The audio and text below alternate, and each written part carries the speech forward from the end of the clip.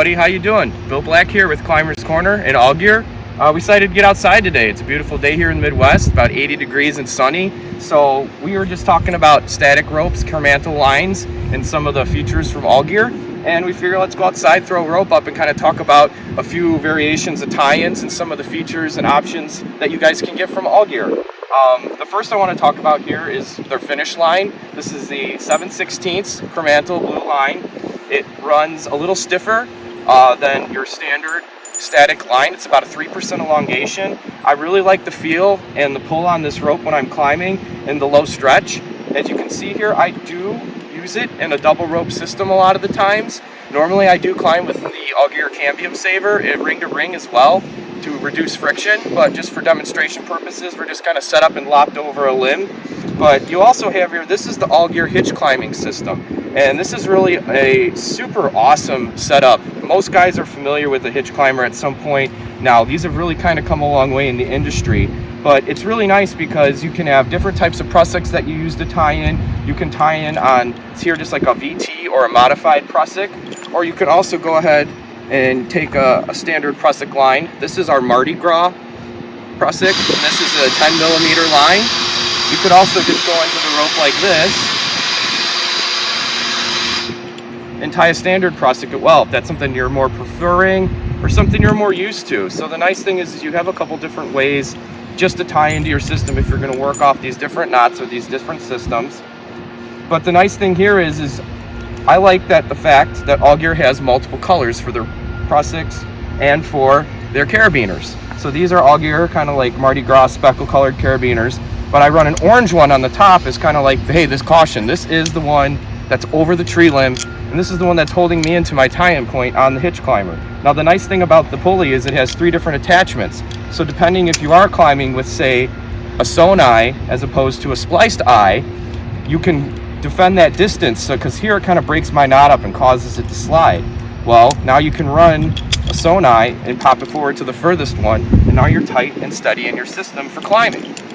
That's really cool. So these are 2 really nice options for you. I also know a lot of guys running mechanical devices. So over here we have a sewn eye with our tower line. Oh, sorry, this is our spliced eye. And the spliced eye is running with a tower line. The tower line again is 7/16 static Kermantle rope. This is a cool blue flex speckle and neon green color, very bright as you can see out in the sun on a day like today. But here I just have for demonstration a rope runner, standard mechanical device. It's not fully set up, but it's shown into the rope. You can see on a static line like this, it does bite very well, and you have very, very, very little stretch. And with that little stretch, you have very good control for ascent and descent of your mechanical system. So these are really beneficial lines for when you're running a system. Now, some guys, they don't have the ability or the system that they're running with a prussik. So you can also just take your dead end of your rope on your climbing system, and you can do a standard tie-in. A lot of guys will do something called like an anchor hitch or an anchor knot, or you could do a running bowline. So a running bowline, you're gonna kind of pull the rope over itself like this. You're gonna bring the rope, okay. So we're gonna tie the running bowline. So my line's coming down from the tree like this. You're gonna come over, up and around like this. You're gonna come back through your hole, come around the top. Once you've done that loop, you're gonna come back down through that back end of the loop. You're gonna pull that tight.